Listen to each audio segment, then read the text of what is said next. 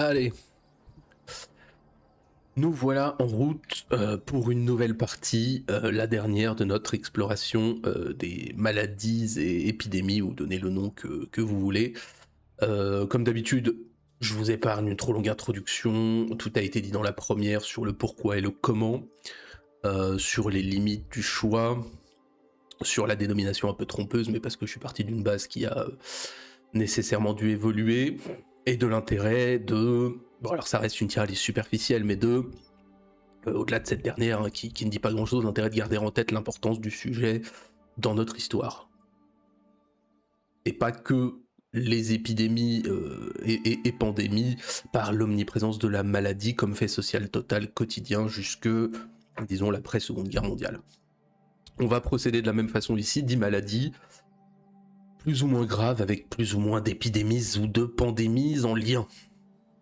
On a donc vu dans cette première partie un magnifique herbier, une collection de bestioles microscopiques et d'organismes vivants ayant pour seul but de nous tuer, mais bon, la nature est bien faite comme ils disent, et une collection de symptômes que l'on peut résumer en deux mots, la chiasse.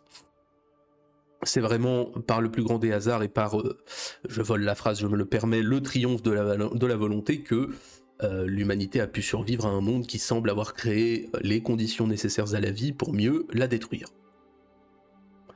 C'est d'ailleurs une chose qu'il faut rappeler aux monomaniaques de l'écologie punitive. L'homme est un prédateur, je ne sais pas quelle connerie, mais jusqu'à il y a un siècle, et encore, il était littéralement la proie de son environnement, tout était là pour le tuer. L'homme, c'était plus ou moins, jusque 1950, le boutonneux du fond de la classe qui se prend des tartes par tout le monde. Ça en dit long sur la force, l'instinct de perpétuation et une sorte de fatalisme de nos ancêtres qui ont traversé la rougeole, la variole, la tuberculose, tout ce qu'il nous reste à voir pour nous permettre de voir le jour.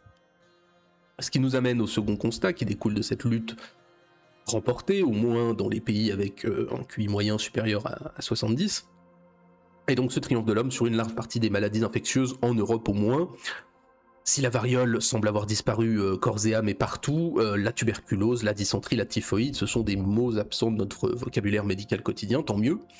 Ça nous évite de voir ce genre d'énergumène là, hop, tous les jours. Et ça a forcément un effet négatif aussi, puisque tout ne peut pas être bénéfique. C'est celui, au-delà du rôle des médias, du retour des grandes peurs, hein, autant que du grand oubli d'ailleurs. Chaque maladie, chaque épidémie provoque des psychoses générales, même si la plupart des gens diront y avoir échappé, autant qu'un oubli presque direct, hein, puisque jusqu'à présent, depuis un demi-siècle, les épidémies furent toutes assez mineures. Je veux dire, par rapport aux périodes précédentes, on est des milliards en plus sur Terre, donc les chiffres n'ont plus le même sens, malgré qu'on ait eu, dans les 50 dernières années, quelques épidémies importantes, on y viendra. De toute façon, je dis ça, bon, notre société ne sera jamais préparée à la chose, on ne peut pas. Je crois que ce que l'on doit retenir de la première comme de la seconde partie, c'est ça, un triomphe dans une lutte contre une nature finalement assez cruelle, qui n'a pas toujours été la victime que l'on nous présente, et un triomphe à un prix, celui de notre impréparation collective et individuelle, enfin surtout mentale, et surtout dans ses conséquences à ce qui a été une éternelle réalité, impréparation tout à fait normale par ailleurs, considérant les conditions favorables que l'on connaît aujourd'hui. Et l'imprévision qui fait partie inhérente de notre condition, hein. On n'était pas plus préparé à ce qui nous arrivait au milieu du XIVe siècle. Alors, affecté d'un rhume moi-même aujourd'hui, je suis tout indiqué pour conduire la chose. Je vous rappelle où est-ce que nous en étions. Et donc, nous allons nous intéresser, comme vous le voyez, cette fois en premier au typhus. On commence donc en fanfare. L'on doit le typhus, alors on parlera de celui que l'on connaît le plus communément, le plus important, le typhus exanthématique. Eh bien, on le doit à une délicieuse petite bactérie que vous voyez là, la Rickettsia provazeki en l'occurrence. Bactérie qui est présente chez les arthropodes et qui se transmet à l'homme via les poux, les tiques et autres acariens. Alors à savoir qu'il existe, sans déconner, au moins 20 typhus, mais nous, bon voilà, on prend le principal, le typhus exanthématique.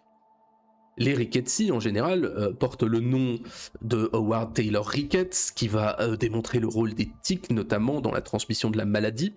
suspectant une bactérie qui sera découverte quelques années plus tard en 1916, alors que lui est accidentellement mort du typhus en 1910, et donc on lui donnera son nom. L'époux, ce sera à l'Institut Pasteur qu'on découvrira leur rôle, mais peu importe, les deux sont quasi concomitants. La Rickettsia provazeki du typhus exanthématique aura, elle, le nom d'un médecin allemand mort dans les mêmes conditions. Donc, contrairement aux autres rickettsioses, où l'humain est contaminé par accident et il y a un pass épidémiologique, le typhus exanthématique utilise toutes sortes de réservoirs, dont l'humain est le principal, et le porteur reste infecté toute sa vie, et la maladie peut dans certains cas se redéclarer. Il est transmis, le typhus, par les excréments de poux et autres arthropodes, dans lesquels la bactérie peut survivre plusieurs jours, et non donc par piqûre. Les bactéries sont déposées sur la peau et vont pénétrer par la piqûre ou par les lésions dues au grattage, et la bactérie ne peut survivre finalement à long terme que dans le corps de l'hôte. Alors la maladie est décrite avec quasi-certitude depuis un certain temps, mais on ne sait pas vraiment où et comment elle est née. Sa première preuve indubitable d'une présence en Europe, c'est sur un squelette daté de 1710. Alors même si bien sûr ce n'est que la première preuve formelle, il est certain qu'elle a frappé avant, mais on estime que, pour le coup, la maladie serait d'origine américaine et aurait commencé par toucher l'Espagne au XVIe. Mais il n'y a pas de certitude puisque la maladie présente certains signes communs, et même va d'ailleurs longtemps être assimilée, notamment sémantiquement, à la typhoïde. Bref, si vous pensez qu'elle est responsable de la peste d'Athènes, vous direz qu'elle est européenne. Si vous partez du principe que l'on n'a pas de description précise avant le XVIe, vous direz qu'elle est américaine ou à la limite orientale. Vous voyez ici les troupes napoléoniennes atteintes du typhus. Pourquoi ? Parce que ça va devenir le fléau des armées, des marines et de tous les lieux clos comme les prisons, et le typhus va frapper durement durant tout le XIXe. C'est le tueur redoutable des armées, certes, de Napoléon à la Première Guerre mondiale, surtout sur le front de l'Est dans ce dernier cas, mais aussi des populations, du fait des conditions de vie, notamment à partir de l'industrialisation, donc paupérisation et croissance urbaine. Et il va faire d'immenses ravages aussi pendant la guerre civile russe, où on a tous ces grands déplacements de population induits par cette dernière. On va avoir 3 millions de morts, qui est sans doute la plus importante des épidémies de typhus. Et après la Seconde Guerre mondiale et les ablutions de DDT partout, on ne le signale quasiment plus que dans les coins habituels, à parasites, c'est-à-dire Afrique, Amérique du Sud et Asie, à part quelques foyers sporadiques. Alors bon, ça va vous faire quoi ?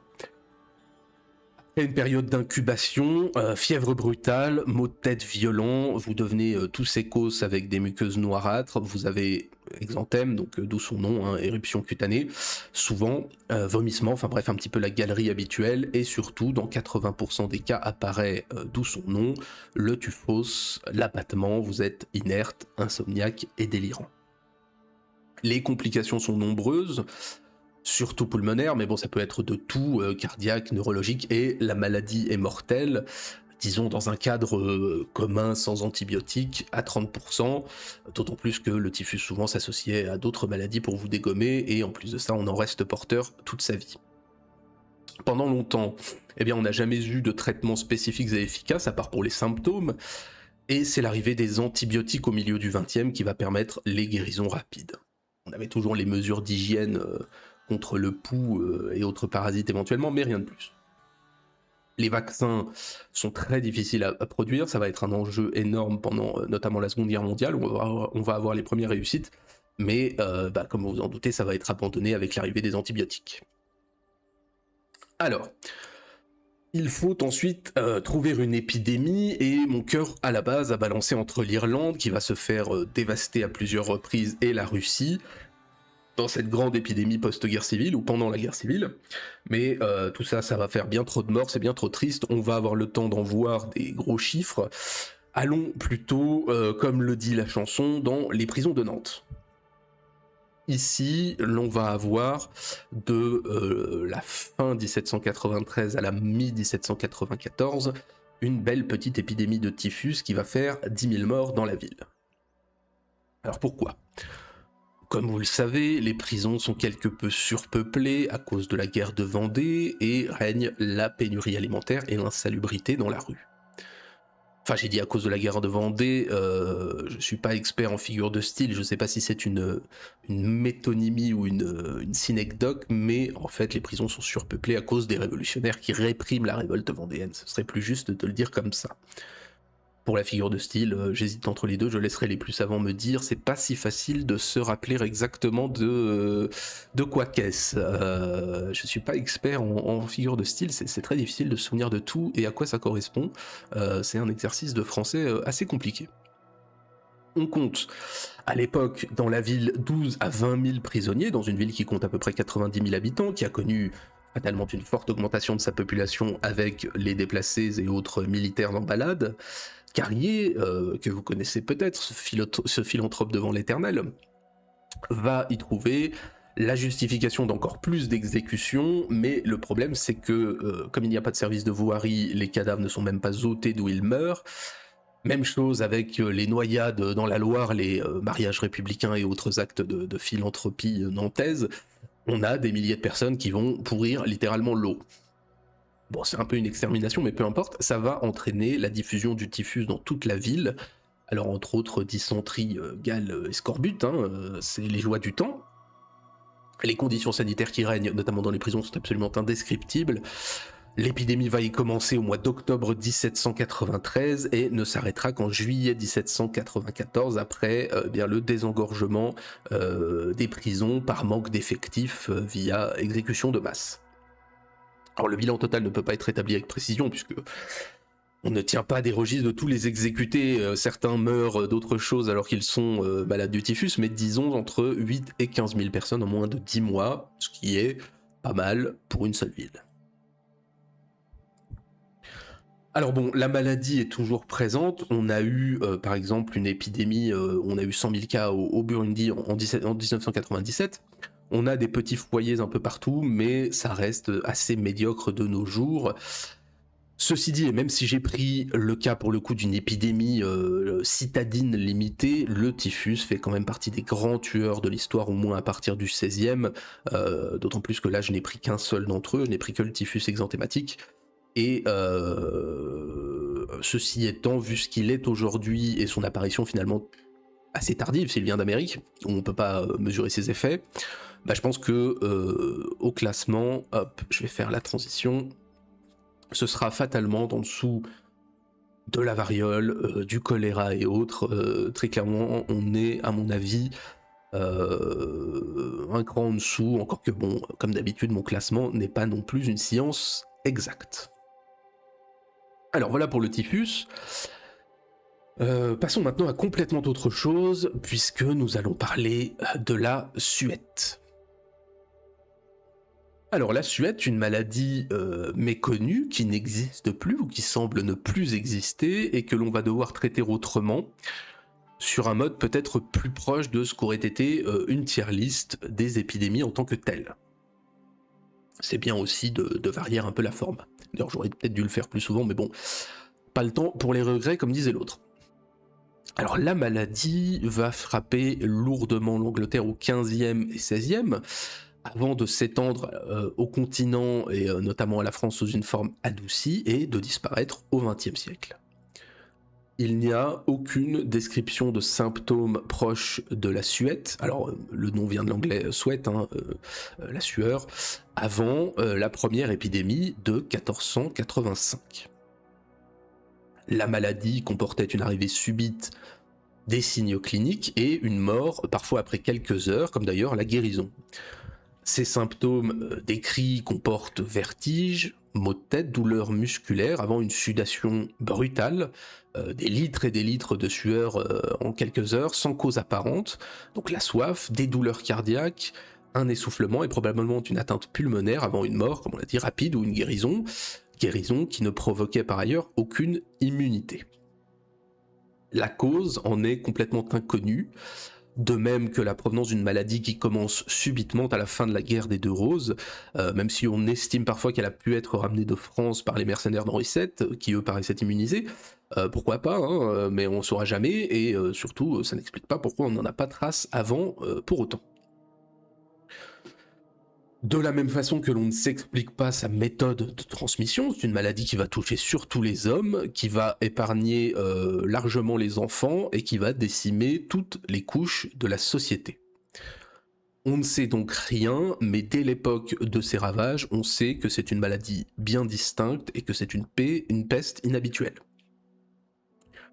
Elle apparaît donc à peu près en 1485, alors elle aurait pu être présente avant le débarquement d'Henri Tudor quand même, mais ce qui est sûr c'est que la maladie va suivre ses armées et se déclarer à Londres peu après son arrivée, avant de se répandre dans tout le royaume. Lors des épidémies suivantes, dont les plus graves sont en 1517 et 1528, il est même noté clairement par les chroniqueurs que eh bien, c'est une maladie qui est une maladie d'anglais, qui ne se répand pas ailleurs.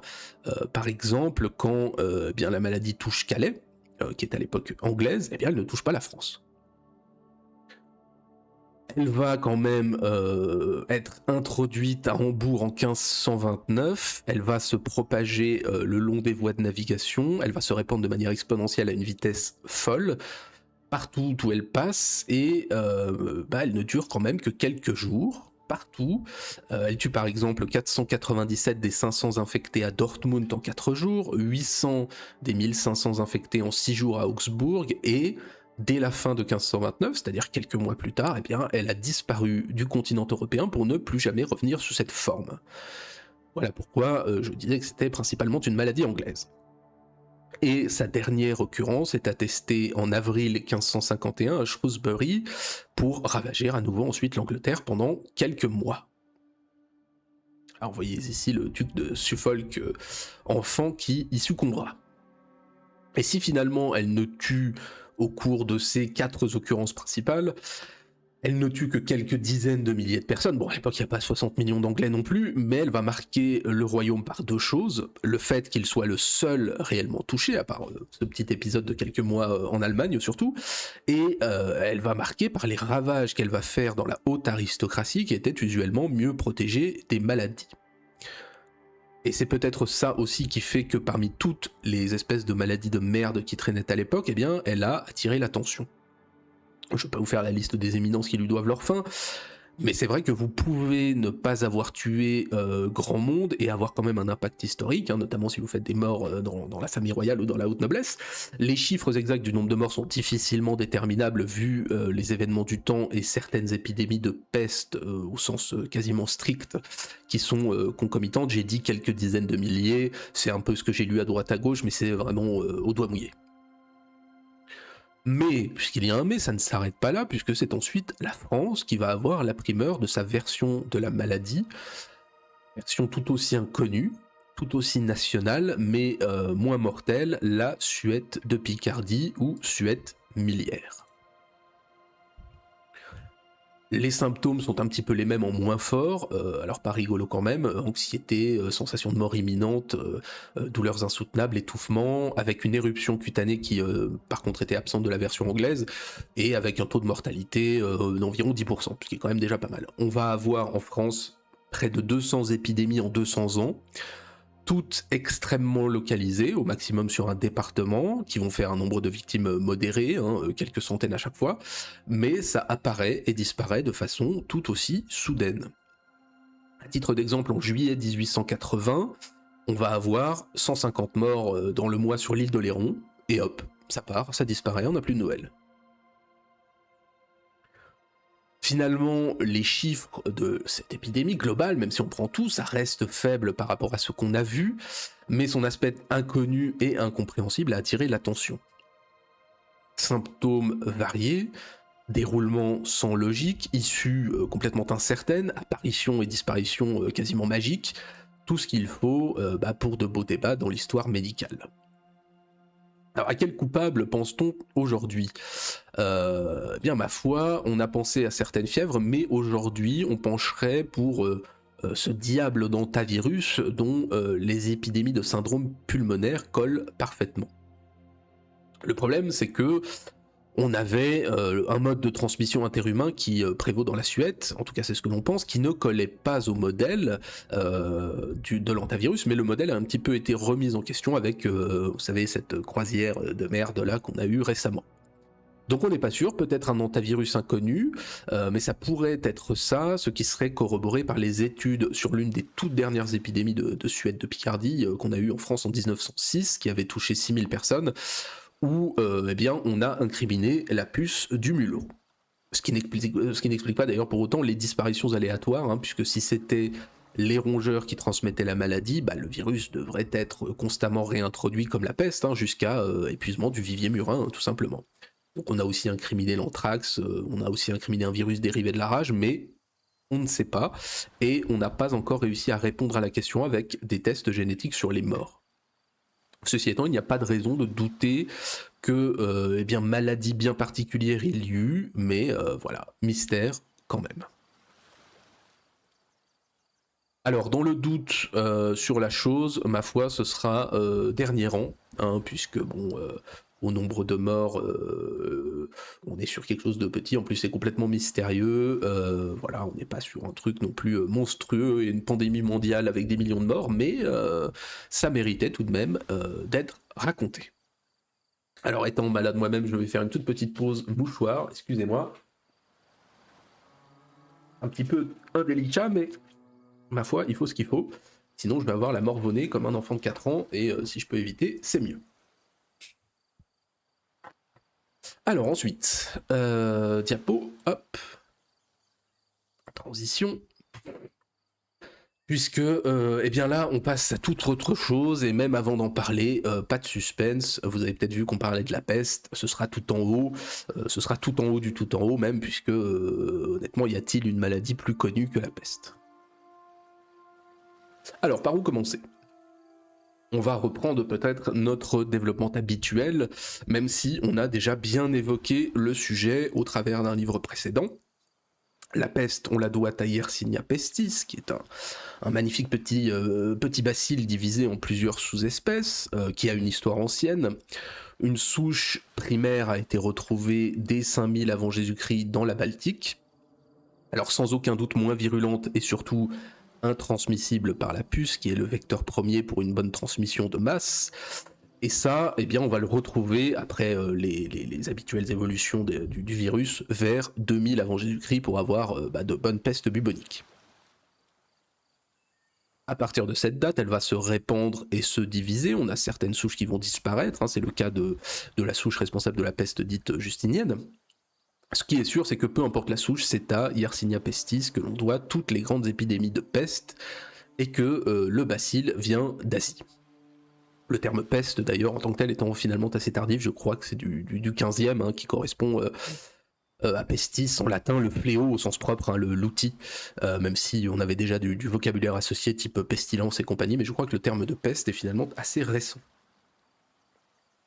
Alors, inutile de parler, je pense, de l'imagerie qui va avec, même si c'est une maladie dont la description antique reste assez allusive. La peste noire est passée par là, aucune autre maladie, je crois, ne va drainer un tel imaginaire et une telle richesse descriptive, et sans aucun doute un tel millénarisme.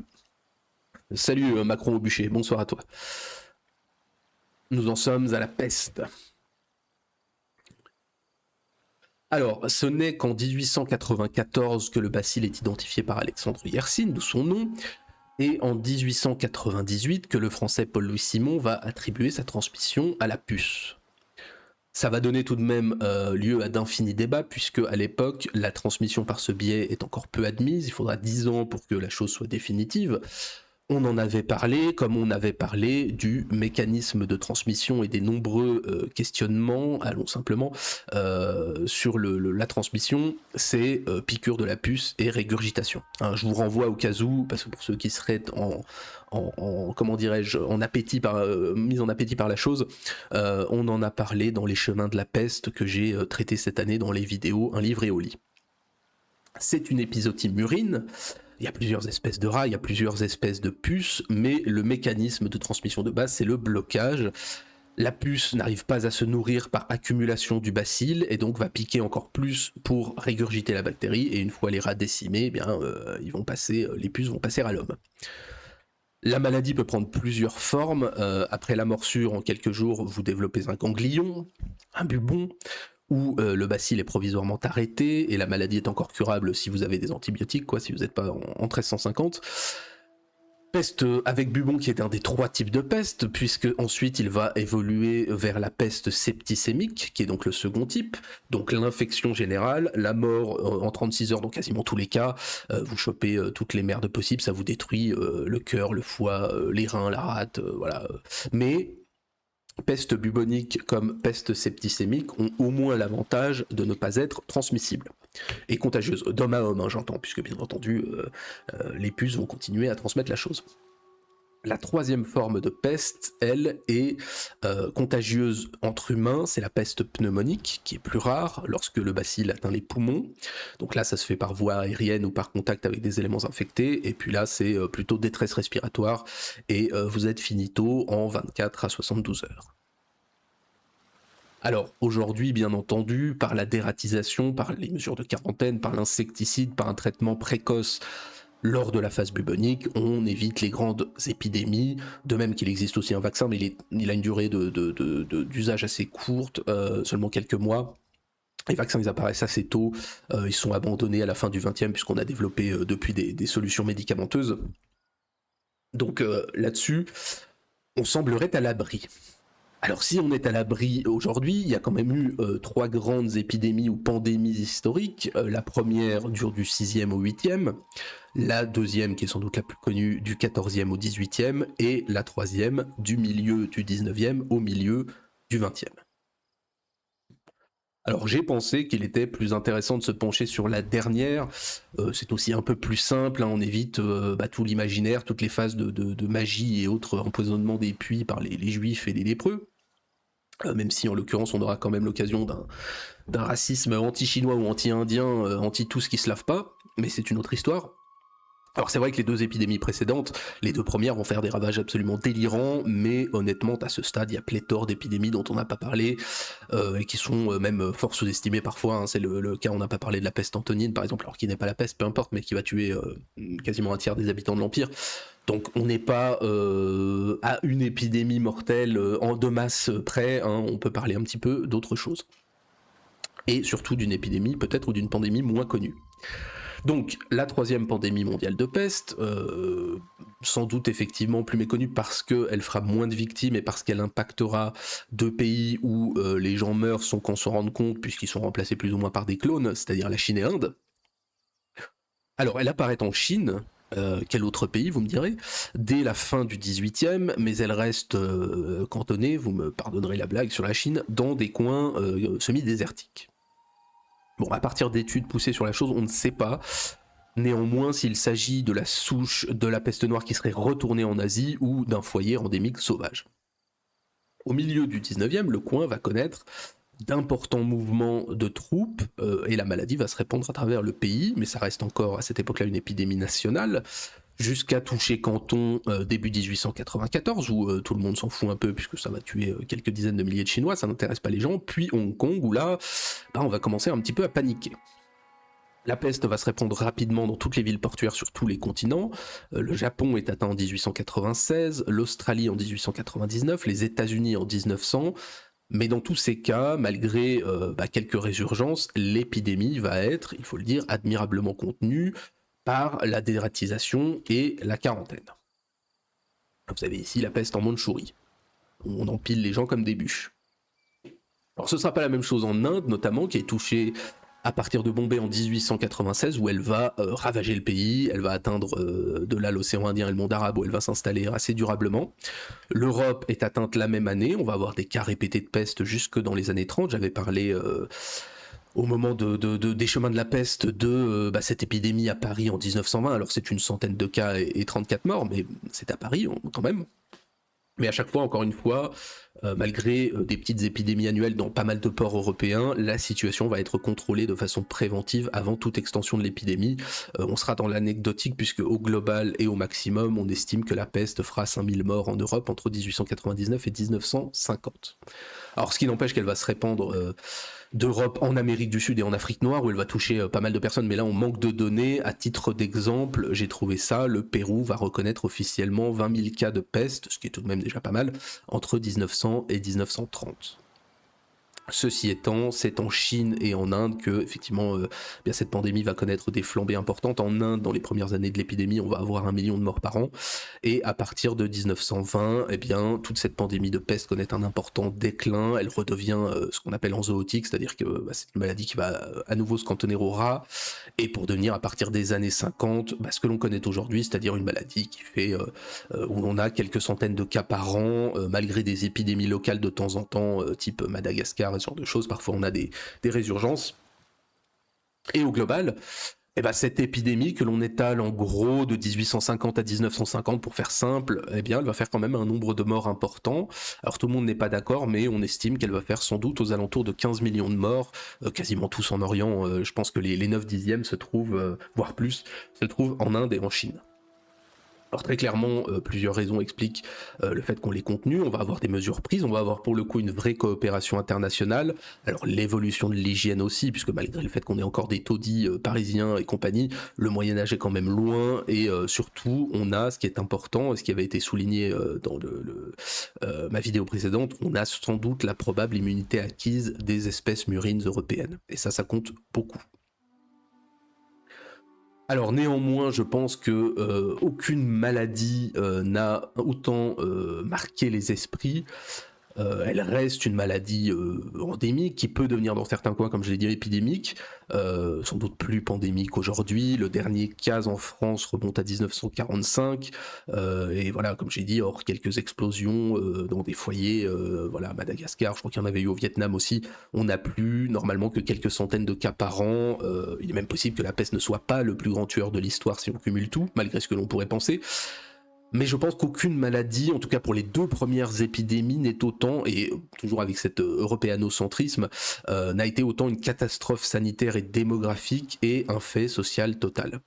Encore une fois, les 2 premières épidémies ont un impact gigantesque en Europe, qui est d'ailleurs souvent oublié dans le cadre de la première pandémie, sur laquelle on manque peut-être un petit peu plus d'informations, ce qui explique aussi, à mon avis, cette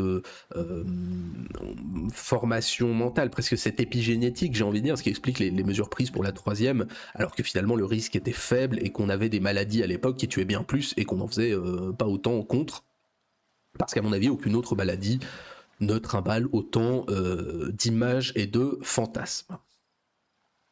Et donc de fait, la peste va aller tout en haut de notre classement. Je pense que c'est mérité, que ça n'est pas exagéré et qu'effectivement il faut aussi prendre en compte, au-delà effectivement de ces 2 premières épidémies absolument délirantes, il faut prendre l'aspect quand même mental que ça a eu et cette espèce de connotation qui est devenue presque automatique entre maladie grave et peste, pestilence et tout ce que vous voulez.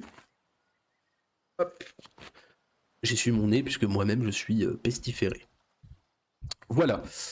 Nous sommes bons pour la peste et on va passer à une autre maladie sympathique. Je mets le diapo.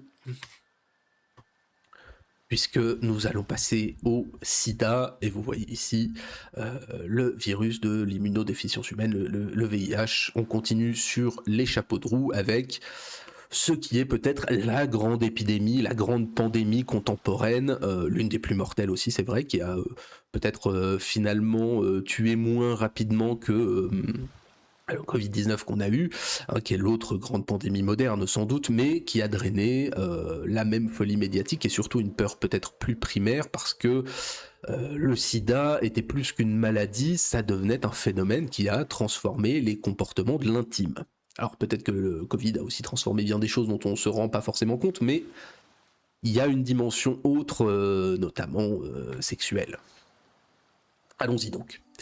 Alors on le doit, le sida, simplifions le nom au VIH, on va dire VIH, virus transmis par toutes sortes de sécrétions et dont l'effet de base est simple, l'affaiblissement du système immunitaire pour que d'autres maladies puissent se pointer. Alors il y a 2 VIH qui ont plusieurs types eux-mêmes, mais dont le point commun est de venir d'Afrique et du singe, c'est un groupe de virus que l'on partage et qui a pu infecter l'homme après mutation. Et on estime aujourd'hui que la propagation, en tout cas selon les derniers travaux de pointe, a commencé entre 1900 et 1960 à l'homme. Comment On ne sait toujours pas vraiment, tout est hypothétique et se heurte à des écueils de la consommation de viande de singe au coït avec un représentant du monde simiesque, et ma foi ça peut arriver, vous faites avec ce que vous avez sous la main. Ce qui apparaît, c'est que la maladie est très certainement présente dans le Congo belge après 1940, voire avant. Et c'est là que le VIH va tranquillement évoluer et se répandre, sans aucun doute à la suite des campagnes de vaccination que l'on va faire en Afrique. Forcément, qui dit campagne de vaccination dit matériel et dit transmission éventuelle. Et on va avoir les premiers cas de sida dans le monde qui passent en fait inaperçus, et la maladie va transiter tranquillement vers d'autres coins du globe. Et bien entendu, comme vous le savez, ce sera principalement à la communauté homosexuelle américaine et sa tendance à aller sodomiser de jeunes haïtiens pour pas cher qu'on doit le début officiel de l'épidémie en 1981, par le constat de la multiplication d'immunodépression et de maladies atypiques chez cette communauté. Alors à l'époque, c'est encore le cancer des homosexuels, d'ailleurs je vous ai mis... Bougez pas, de magnifiques une de Libé qui tenait des discours sans doute qu'il ne tiendrait plus aujourd'hui. Mais ce qui est sûr, c'est qu'on ne sait pas à quoi c'est dû, c'est la psychose, et l'origine virale n'est pas forcément le premier truc auquel on pense. Alors, on a cherché aussi le patient zéro, mais ça n'a plus vraiment de sens aujourd'hui, puisqu'on estime que la maladie est plus ancienne que ce qu'on croyait. Et en mai 1983, comme vous le savez peut-être, le VIH est formellement identifié, notamment par Luc Montagnier à l'Institut Pasteur. Alors bon, il y aura des combats pour savoir qui a trouvé quoi, les Américains vont essayer de faire croire que c'est eux, mais non, c'est nous. D'ailleurs, ça va remonter jusqu'au plus haut niveau politique, ça va se finir par un accord, parce qu'il faut bien comprendre, vous vous en doutez, qu'il y a des gros sous derrière, et en 1994, enfin, la priorité dans les travaux des chercheurs français est finalement reconnue. D'ailleurs, on va le voir au fil de... et on l'a déjà vu, la France tient une place quand même d'exception dans la lutte, l'étude et la connaissance de toutes ces maladies. Il faut savoir rendre à César ce qui lui appartient, la France a joué sans doute un plus grand rôle que tous les pays du monde. Alors à partir du milieu des années 90, on commence à avoir, avec la trithérapie, les premiers médicaments efficaces, des soins qui vont sans cesse se développer. Bon, après, c'est des cocktails chimiques incompréhensibles pour le commun des mortels, et on va avoir bien entendu des méthodes de détection qui vont se perfectionner. Aujourd'hui, on peut savoir si vous avez le sida, si besoin, en 1 minute. Alors, le virus est à incubation lente, vous savez comment il se transmet, en tout cas j'espère, par le sang, par le sperme, par le lait maternel, donc rapport sexuel, toxicomanie, transfusion, grossesse. Alors, il faut savoir qu'une transfusion contaminée, c'est 9 chances sur 10 de choper le sida. Un rapport sexuel, c'est vraiment pas de bol, c'est de l'ordre d'une chance sur 1000 au mieux, malgré ce que l'on pourrait croire. Alors bon, on s'épargnera le cycle du virus qui est réservé aux spécialistes, mais l'idée, c'est quoi ? L'idée, c'est la destruction des lymphocytes T qui jouent un rôle central dans la réponse immunitaire. Sans ça, vous êtes totalement immunodéprimé, vous êtes exposé à toutes les maladies opportunistes de merde. Vous mourrez plus ou moins de trucs qui n'existent pas, hein. Vous pouvez crever d'une mycose, vous pouvez crever de n'importe quoi. Ça évolue très lentement. À la primo-infection, les lymphocytes vont être ravagés, donc le corps va en surproduire, le virus va se reproduire du coup encore plus. Vous chopez des petites merdes dans les premières semaines, mais ça peut passer largement inaperçu pendant plusieurs années. C'est la guerre dans votre petit corps, c'est la phase de latence qu'on s'explique assez mal, vous perdez du poids, vous chopez des merdes tout le temps, vous avez la chiasse, mais ça va jusqu'à ce que votre thymus en produise plus de lymphocytes, et après, 10 à 15 ans, votre corps généralement n'en peut plus, et vous chopez une maladie que personne n'a, la tuberculose ou que sais-je, et c'est fini. C'est le stade sida, c'est ce stade de symptômes qui est le dernier de l'infection au VIH que l'on nomme proprement sida. Alors sachant que ça peut varier dans la forme, mais c'est l'idée.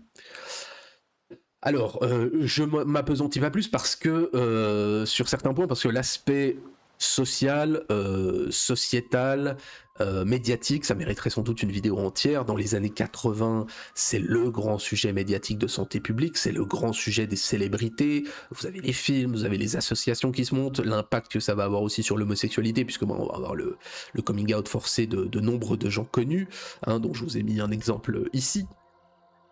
C'est lors du Live Aid, d'ailleurs, 1984 ou 85, je sais plus quelle date c'est, peu importe, mais c'est vraiment le grand sujet des années 80-90, hein, le sortez couvert et compagnie, une fois passé un petit peu la phase de psychose. Mais alors, Quid de cette pandémie, puisque pour une fois, la maladie en tant que telle est indissociable vraiment de la pandémie, hein. C'est une maladie qui va avec son pic épidémique. Les deux sont indissociables. Alors, sur la pandémie, première chose, c'est évident qu'aujourd'hui, la maladie est en déclin. On a 80% des cas qui sont traités aujourd'hui par antirétroviral. Il y a encore plus d'1 million de nouveaux cas par an. On a encore dans le monde plus de 40 millions de séropositifs, plus de 600 000 décès annuels, mais ça connaît vraiment une baisse énorme depuis au moins 15 ans. En France, pour parler de notre pays, on a encore 5 000 nouveaux cas annuels, avec une surreprésentation homosexuelle et avec une diminution, sauf pour les étrangers. En gros, plus de la moitié des nouveaux cas sont nés hors du pays, donc en gros, homosexualité et migrants, voilà, ce sont les sidaïques d'aujourd'hui. Bref, tout conduit à penser que le pic est passé et que finalement la maladie se stabilise, même si on conserve un grand nombre d'infectés, puisque les malades vivent plus longtemps. Voilà, c'est QFD. Finalement, ça devient une maladie chronique plus qu'aiguë. Même sans traitement, vous pouvez vivre 10-15 ans. Aujourd'hui, bien traité, vous pouvez espérer vivre normalement. Enfin, normalement, on se comprend. Par contre, ça ne guérit jamais vraiment. On a eu dans l'histoire, c'est ce que j'avais noté, 3 cas de guérison complète dans le monde. Les 3 cas étant par greffe de moelle osseuse chez des leucémiques. Donc voilà, si vous voulez guérir de sida, il faut avoir une leucémie. Je ne sais pas si l'échange est finalement très intéressant. Bon, alors ça reste une des pandémies les plus meurtrières de l'histoire, puisque l'on estime, on peut pas vraiment avoir de chiffres avant, et la maladie semble cantonnée à l'Afrique jusqu'aux années 70, mais entre 80 et aujourd'hui, donc en moins de 50 ans, on a plus de 35 millions de morts dans le monde, dont les 2/3 en Afrique. Alors, sur le sida, on n'a sans doute pas dit tout ce qu'il y avait à dire, mais en même temps, on peut pas accorder plus de temps à une maladie qu'à une autre. Objectivement, hop là, et peut-être surprenamment, je ne vais mettre le sida qu'au milieu. Pourquoi ? Eh ben, c'est la seule, c'est une seule pandémie. Son histoire est finalement assez récente, c'est un demi-siècle. Elle a tué certes beaucoup en un demi-siècle, mais dans un monde globalisé. Avant ça, elle est restée cantonnée en Afrique. C'était une maladie nouvelle, donc fatalement, il a fallu trouver des traitements. Aujourd'hui, elle paraît quand même largement stabilisée. C'est finalement, quand on y réfléchit, c'est finalement allé assez vite, hein, puisque en une grosse dizaine d'années, on va dire en 15 ans, on a quand même réussi à trouver un traitement qui fonctionne, alors qui ne guérit pas la maladie, mais qui en permet d'en atténuer les effets. Les pronostics deviennent du coup plutôt positifs, donc objectivement, parce que c'est récent et que ça a énormément marqué les consciences, ça pourrait être plus haut. Mais si on prend du recul par rapport à des trucs qui nous ont matraqués pendant 5000 ans et qui ont décimé la moitié de la population européenne, je pense qu'on peut relativiser, on peut parler d'impact mental et compagnie, mais forcément, on sera plus marqué parce que c'est plus récent. Du coup, j'essaye de prendre un petit peu de recul. Et en parlant de recul, je prends du recul pour me moucher.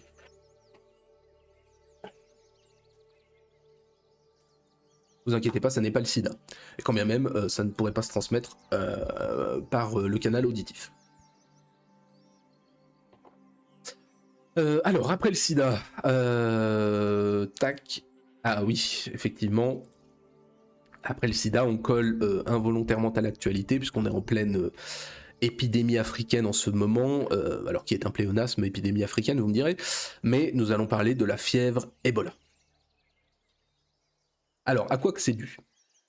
Eh bien, vous le voyez à l'écran, cette fièvre Ebola, elle est due au merveilleux Ebola virus. Enfin, il y en a 6 espèces qui sont ces magnifiques petits filaments qui touchent le singe et l'humain. Alors, l'histoire de l'Ebola virus est très délicate à retracer, puisque, un peu comme le précédent, sa description est récente, à l'occasion de la première épidémie qu'on va recenser en 1976, alors en Afrique bien entendu. C'est un virus qui mute très lentement, on pense qu'il a divergé de son sympathique cousin, le virus de Marburg, qu'on ne traitera pas, divergence qui s'est opérée il y a plusieurs milliers d'années, dans une famille, vous voyez à la forme de filovirus que l'on estime vieille, elle, de plusieurs millions d'années. N'empêche que on n'a pas de traces avant 1976. Ce petit filovirus peut survivre hors d'un autre pendant plusieurs jours sur des matières contaminées, mais finalement c'est un virus qui est facilement neutralisé par la chaleur et pas mal de produits, dont l'eau de Javel. Il est certain que cette fois ce sont des espèces de chauves-souris qui sont ces réservoirs naturels asymptomatiques Il pourrait y en avoir d'autres, mais on ne les connaît pas. On a étudié des milliers d'espèces, on n'a rien trouvé. On l'a repéré parfois dans des carcasses à l'origine des épidémies humaines, mais la forte mortalité empêche que la plupart des animaux en soient le réservoir. Et pour le moment, la chauve-souris est le coupable principal. Alors, je vous ai mis un excellent ragoût de chauve-souris. Pour ceux qui ne le sauraient pas, il y a des pays où on les mange. Alors, il y a énormément de choses que l'on ne connaît pas. Son incubation et sa transmission interespèces sont encore nébuleuses. Chez l'humain, on sait que la transmission se fait par contact direct des fluides.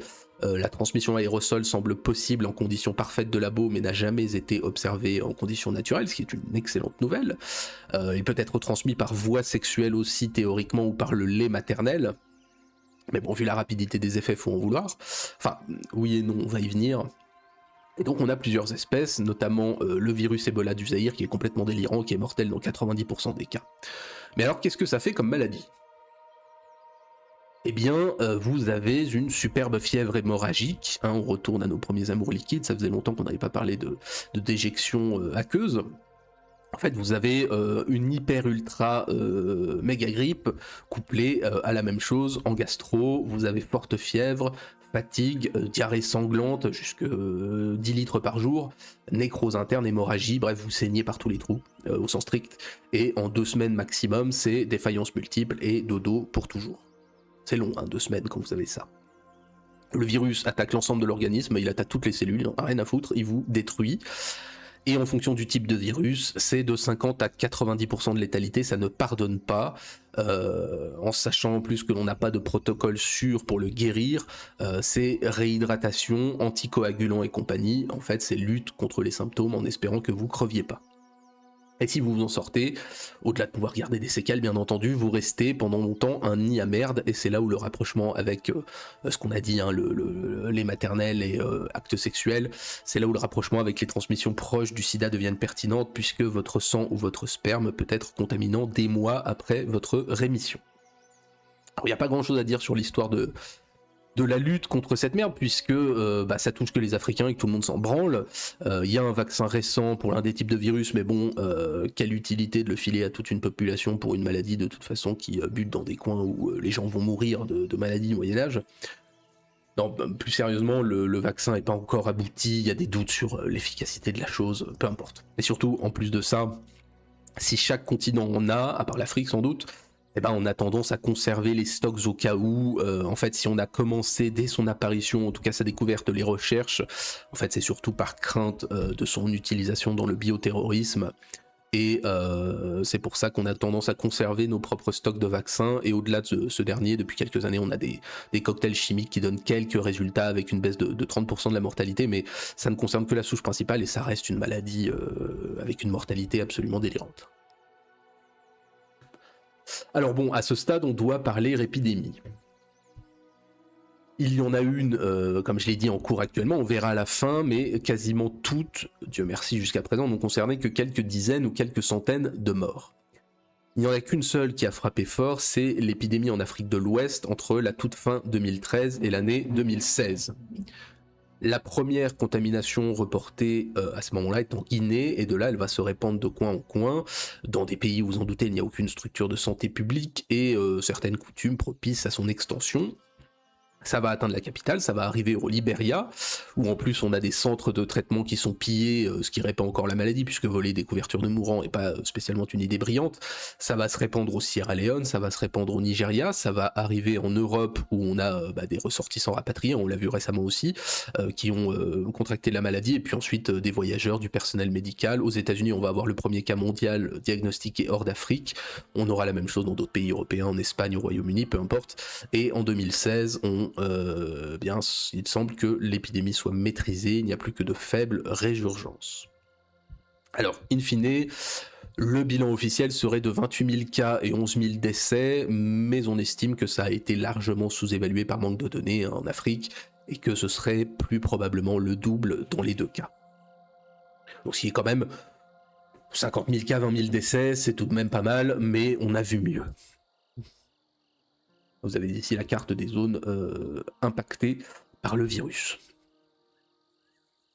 Alors, sur cette maladie-là aussi, il y a peut-être un petit peu moins de choses à dire que sur d'autres maladies et épidémies, parce que finalement son histoire est récente, hein, ça fait 50 ans pile poil. On fête le cinquantenaire du virus Ebola, enfin de la fièvre Ebola, parce que beaucoup de choses quant à son existence, sa transmission et la contamination sont méconnues, parce que aussi les traitements sont balbutiants, parce que la plupart des épidémies sont restreintes, et parce que, il faut le dire, ça concerne l'Afrique, alors que la maladie est parfaitement abominable, hein, c'est l'une des plus létales du monde, et elle touche des pays, en plus de ça, qui sont sous-développés et surpeuplés, ce qui est un cocktail assez dangereux. Malgré tout, le risque de pandémie, voire même d'épidémie énorme, est assez peu probable à cause de la faible transmission par voie aérienne, à cause de l'apparition précoce des symptômes et de la mortalité qui est absolument immense, hein. Forte mortalité, faible contagiosité, c'est pas le bon cocktail, hein, il n'y a pas besoin d'être épidémiologiste pour le savoir. Le risque et la peur, c'est le bioterrorisme, comme j'ai dit, mais même dans ce cas-là, bah, ce serait sans doute une sale épidémie, mais ce serait assez circonscrit quand même, puisqu'encore une fois, c'est une maladie qui se transmet assez difficilement.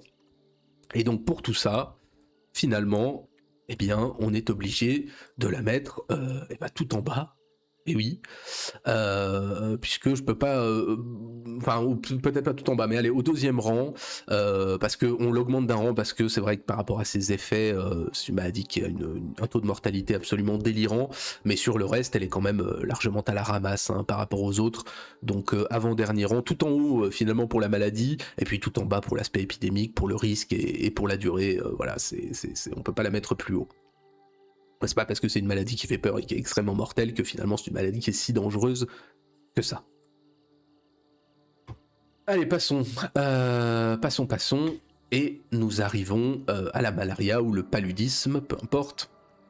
On continue avec les maladies de brousse et de sudation tropicale au milieu des moustiques et des porteurs. Alors à qui doit-on cette magnifique chose ? Eh bien, on doit la malaria à un protozoaire, le plasmodium, via la piqûre d'un anophèle, qui est un moustique des régions principalement chaudes, j'allais dire, mais c'est plutôt un moustique tout court qu'on retrouve maintenant plutôt dans le tiers-monde équatorial, voilà, disons ça comme ça. Moustique qui d'ailleurs est son véritable hôte définitif. Les vertébrés, comme nous, ne sont que des vecteurs, mais comme l'homme est naturellement le centre des préoccupations de l'homme, on ne va pas se considérer comme un simple vecteur. Alors le gentil plasmodium est divisé en plusieurs espèces. Le principal est, que vous voyez là, Plasmodium falciparum. Les autres filent des formes plus bénignes de palud. Il y a 4 espèces qui peuvent infecter l'homme, bon peu importe. Il serait arrivé chez l'homme via les grands singes, qui d'autres, j'ai envie de vous dire, il y a environ 50 000 ans, et on trouve des parasites proches chez un certain nombre de primates encore. Les humains, le vecteur volant, enfin l'hôte volant et le parasite vont évoluer ensemble au fil des déplacements, avec comme seule limite celle de l'anophèle et ses conditions de vie, puisque c'est quand même pas un moustique qui va en montagne non plus, jusqu'à faire évoluer dans certains coins par sélection naturelle l'homme. Vous avez des coins en Afrique où on a des propensions à la drépanocytose et compagnie, qui donnent en fait un avantage sélectif contre le palu, en tout cas c'est ce que l'on pense. Remarquez que nous en Europe on n'a ni drépanocytose ni palud, ce qui est encore plus avantageux. Enfin maintenant on a la drépanocytose et sa carte interdite par les autorités. On comprendra qui voudra. La maladie, même si elle est très ancienne, elle va connaître une explosion néolithique, explosion habituelle dont on avait parlé avec la sédentarisation et l'augmentation de la population. Elle est déjà connue des Grecs antiques, puis des Romains qui lui donnent son nom, puisque palud c'est le marais. On est dans la théorie des miasmes encore, et donc paludisme, et d'où le nom futur en italien de malaria, le mauvais air. Mais ça, c'est juste le textuel, le mot pour la chose. On sait par exemple que Toutankhamon avait le paludisme au moment de sa mort. Le paludisme, eh bien, il est alors commun en Europe et ailleurs, et il va le rester très longtemps.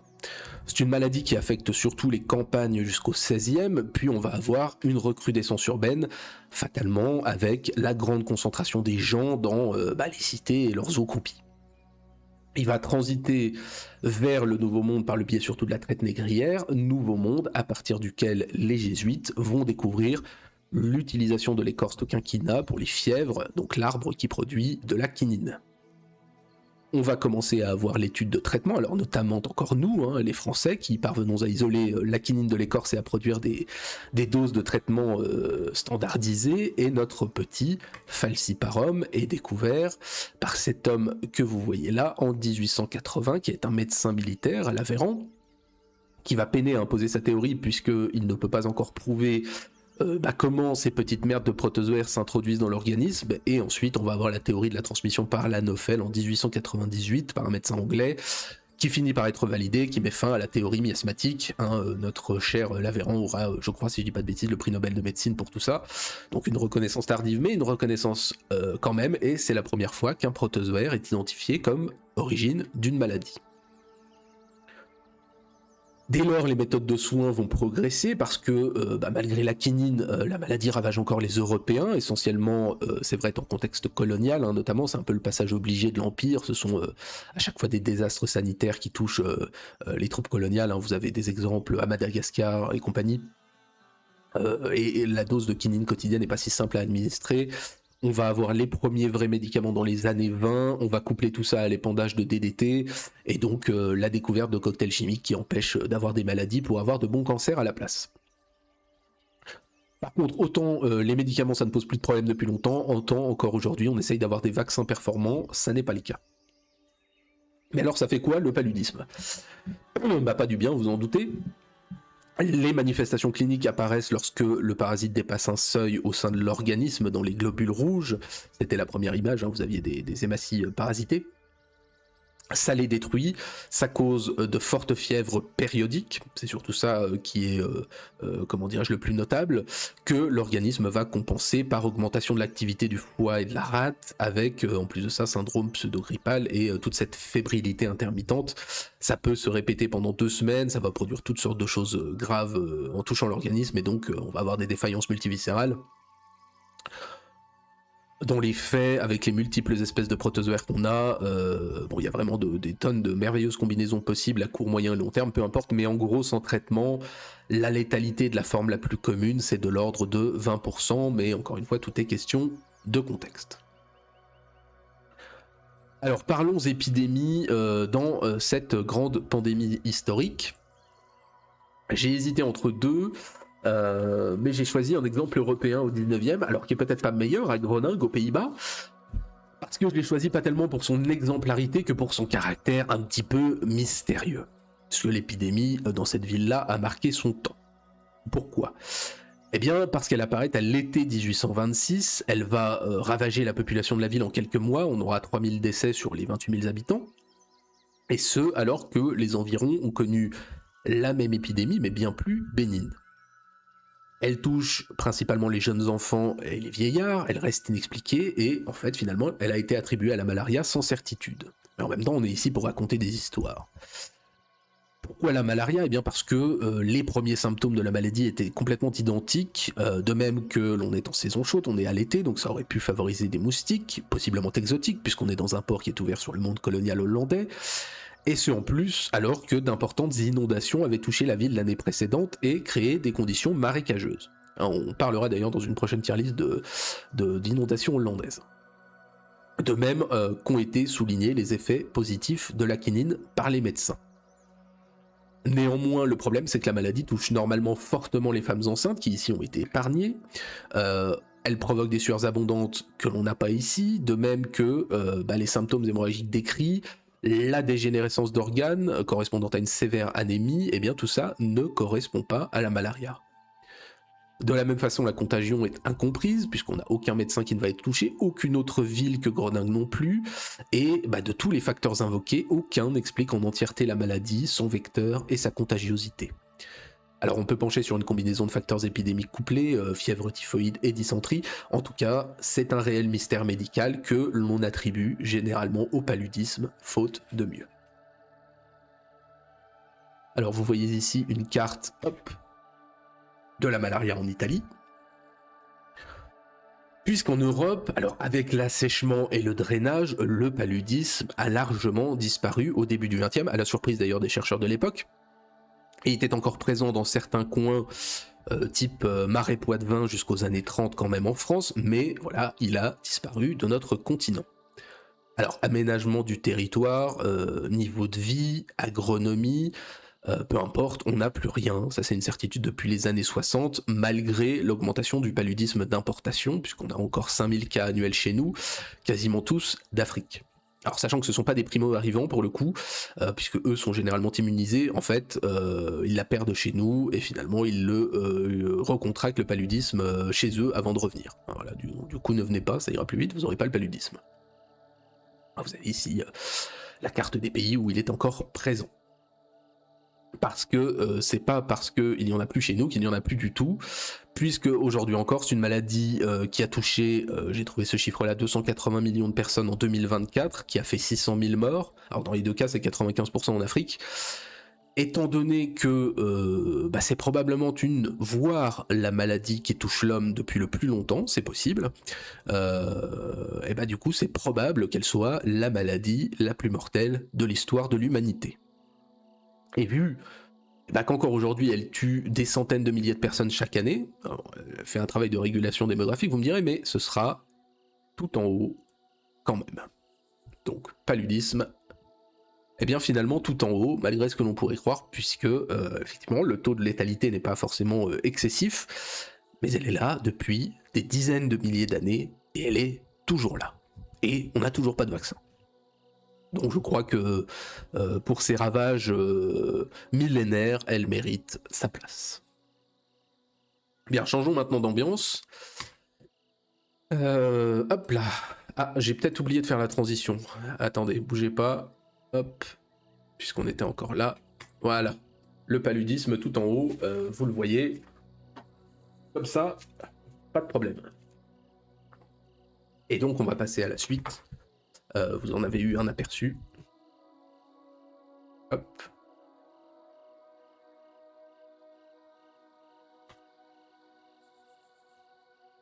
Voilà, transition. Qu'est-ce que c'est que ça ?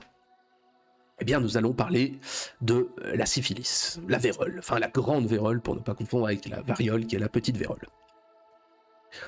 Alors, la syphilis, on la doit à une ignoble petite bactérie que vous voyez là, le Treponème pâle. Je crois que j'en avais parlé dans les maladies à l'aube de la civilisation occidentale, mais je ne sais plus. Ce qui est presque sûr, après bien des hésitations, c'est qu'il est originaire d'Amérique, enfin sous la forme que l'on connaît.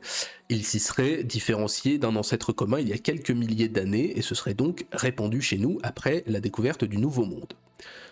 Ceci étant, la chose est encore largement débattue, on en vient à penser qu'il existait peut-être une forme bénigne en Europe dont on aurait des traces archéologiques, et que l'on aurait eu l'apparition d'une forme mutante virulente après contact au Nouveau Monde.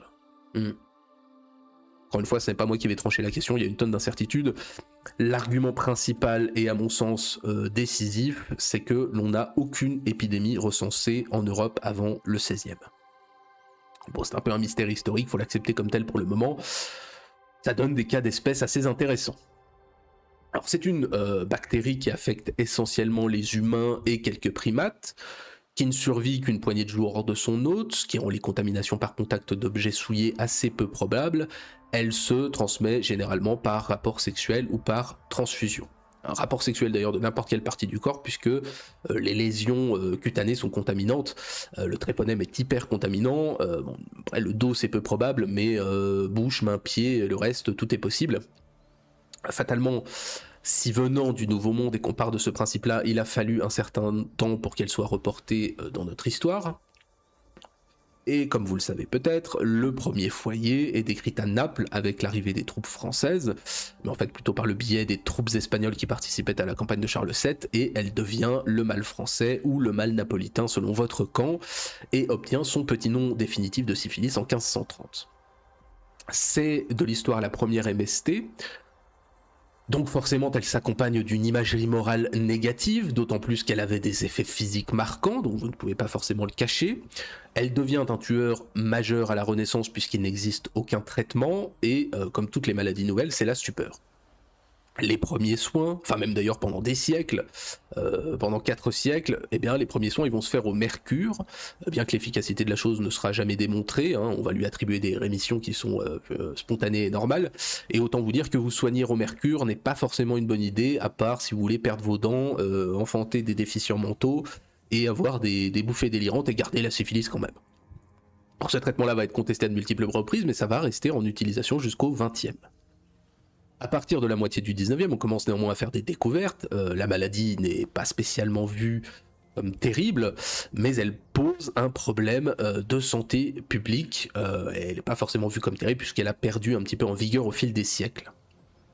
En 1905, les découvert le tréponème cette fois par des Allemands, et on va commencer à avoir des traitements balbutiants, enfin remplacer le mercure par l'arsenic, ça va continuer à tabasser les gens, et c'est finalement avec la pénicilline que l'on va pouvoir traiter convenablement la maladie. Aujourd'hui, on l'utilise toujours, il n'y a toujours pas de vaccin réel par ailleurs.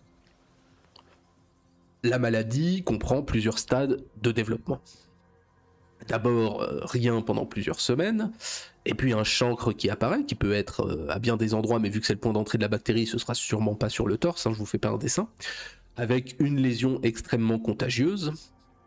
Le stade secondaire, encore quelques semaines après, qui dure plusieurs mois ou plusieurs années, correspond à la diffusion du tréponème dans tout le corps.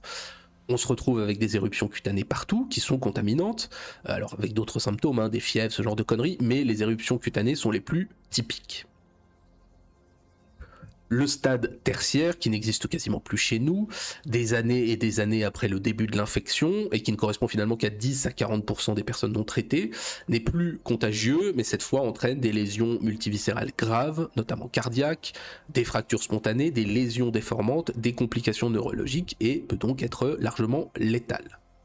Cette troisième phase, elle se divise en 3 formes. Vous avez la syphilis gommeuse, alors qui est bénigne mais qui vous transforme en Elephant Man quelques années après l'infection. Vous avez la syphilis cardiovasculaire, alors là 10 à 30 ans après l'infection initiale, et là vous risquez l'AVC. Et elle aboutit parfois, enfin, à une neurosyphilis. Et là, ça peut être très rapide lorsque ça touche le système nerveux central. C'est la démence, la paralysie générale. C'est typiquement ce qu'a eu Maupassant, par exemple. Vous devenez marteau. Et effectivement, ça vous tue. En plus du simple rapport sexuel et de la transfusion, on peut avoir une contamination fœtale et une syphilis qu'on appelle congénitale, qui est fatale bien au fœtus dans la moitié des cas, et le reste peut naître à moitié déglingué. Vous en avez ici un exemple, c'est un tableau de Rembrandt qui représente un de ses collègues peintres atteint d'une syphilis congénitale.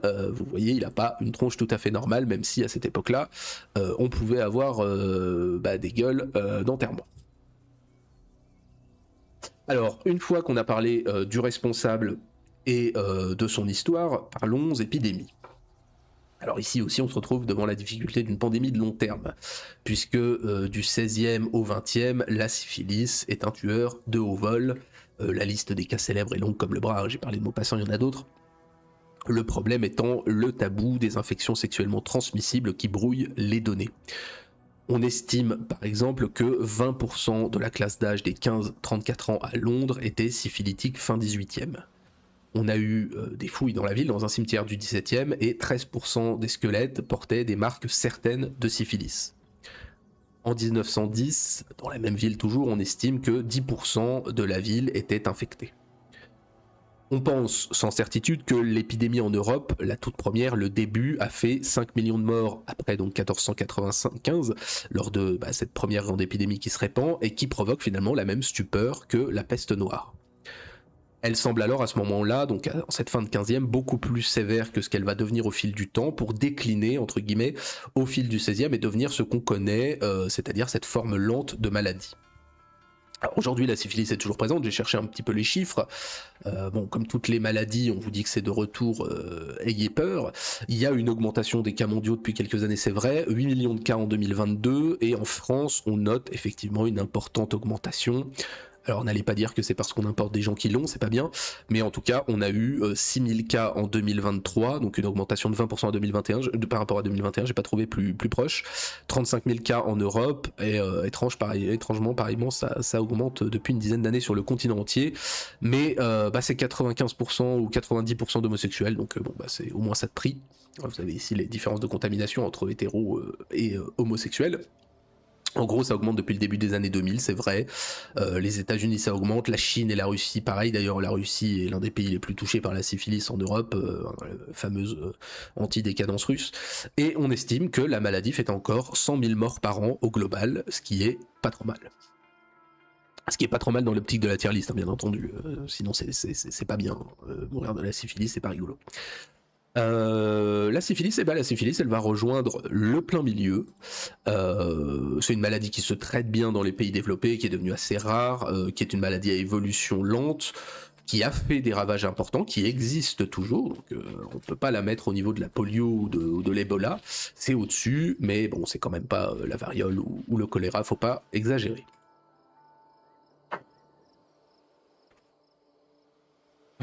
Un ventilateur qui file le rhume à tout le monde. Alors, passons à la suite.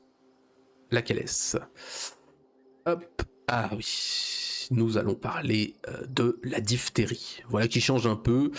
À qui la doit-on? Eh bien, au délicat bacille de Klebs le fleur ou Corynebacterium diphtheriae, comme elle aime qu'on l'appelle. Alors cette petite maladie ou ce petit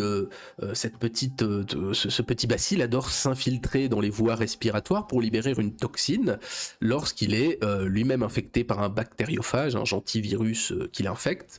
Alors il y a plusieurs souches, hein, mais bon, arrivé à ce point on s'en fout puisque tout nous tue. Mais bon là de base le petit bacille, cette petite bactérie peu importe ne demandait rien et elle se retrouve infectée par un virus qui introduit un gène dans ses cellules et la rend toxique. L'homme est le réservoir principal de la diphtérie, elle se transmet par contact direct, par voie aérosol et plus rarement par contact des plaies et peut survivre plusieurs mois en milieu extérieur. Et donc elle adore se placer dans les muqueuses respiratoires supérieures, ce qui est embêtant. Elle se place dans les muqueuses donc, la bactérie reste superficielle, mais la toxine peut se diffuser dans tout l'organisme. Les premières descriptions que l'on a semblent remonter à la plus haute antiquité, on a quelques descriptions d'épidémies, avant un grand silence. Et alors, elle semble réapparaître au XVIe et de façon certaine au XVIIe, où on a de graves épidémies en Italie, et elle devient littéralement pandémique à partir du XVIIIe, où on la signale dans toute l'Europe. Mais à ce moment-là, elle n'est encore prise que pour une variété plus ou moins sévère de l'angine, et l'identification de la maladie n'apparaît pas avant le début du XIXe, et elle va continuer ses ravages jusque la Seconde Guerre mondiale. Oui, je ne l'ai pas précisé, mais il s'agit avant tout d'une maladie infantile grave. Elle l'est beaucoup moins chez l'adulte. Le bacille, d'où son nom est identifié par Klebs et Le Fleur en 1883 et 1884, et en peu de temps, on détermine sa responsabilité indirecte par la toxine produite. Jusque-là, la maladie ne se traitait qu'avec la trachéotomie et le tubage. À partir de cette date, on commence à avoir des vrais traitements à base de sérum et des campagnes de vaccination, comme vous voyez à l'image. Le premier vaccin efficace est découvert, je vous laisse deviner, par un Français bien entendu en 1923 à base de toxines inactives. Le problème c'est que ça agit seulement contre la toxine et pas la bactérie. Et la vaccination va être rendue obligatoire dans la plupart des pays du monde dans les décennies suivantes. Bon, maintenant, comme beaucoup de maladies, au-delà de la vaccination qui est toujours active, on a des cocktails chimiques efficaces. Mais alors, ça fait quoi la diphtérie? Eh ben, j'ai pas parlé de trachéotomie et de tubage pour rien. Puisque la diphtérie, c'est, l'on pourrait dire, une angine particulière qui produit des fausses membranes à l'entrée des voies respiratoires au fur et à mesure, qui deviennent extensives et donc une maladie qui peut évoluer de façon grave. La localisation principalement sur le larynx produit l'asphyxie par obstruction, des conséquences qui étaient extrêmement fréquentes et qui sont fatalement devenues bien rares chez nous. Alors il y a un second effet, pas de bol, hein, même quand l'angine est passée, les toxines, si elles se diffusent dans le sang, peuvent taper le cœur et le système nerveux, c'est plus rare, mais ça peut, là aussi, provoquer la mort. Mais alors, est-ce qu'on peut parler d'une épidémie en particulier pour cette diphtérie?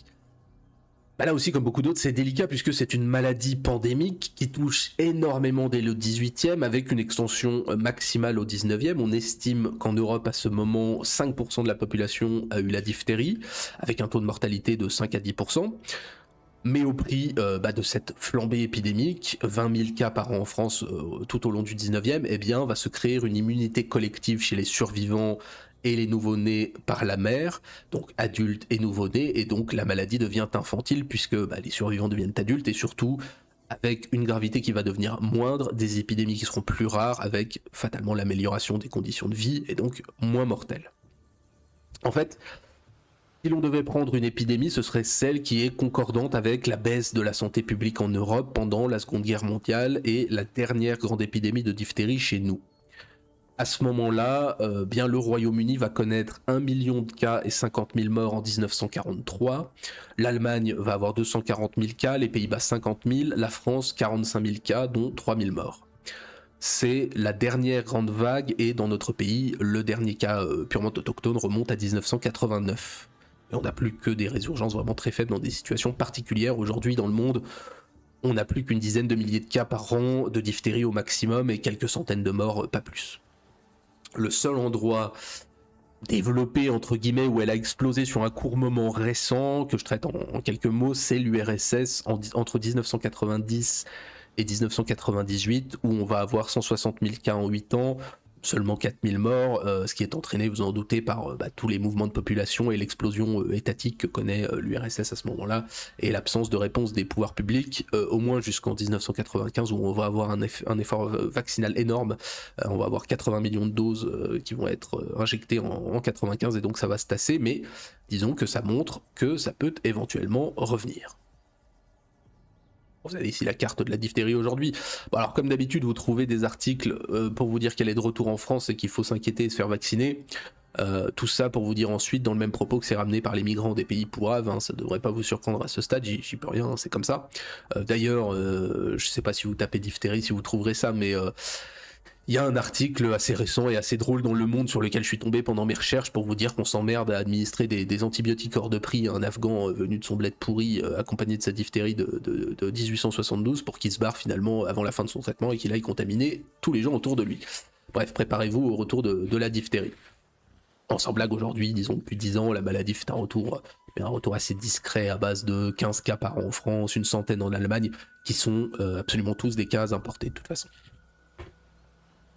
Alors, au vu de son passif, hop, j'enlève le diapo. Au vu de son passif et au vu du fait qu'elle existe encore et peut tuer, bon, on peut pas la mettre tout en bas, c'est quand même au-dessus de la scarlatine, de la mononucléose et de la suette dont on ne sait rien, mais ce sera avant-dernier quand même. Objectivement, elle aurait pu largement mieux faire, manque d'effort. J'ai oublié de faire la transition d'ailleurs, donc vous voyez, hop, la diphtérie ici et son classement.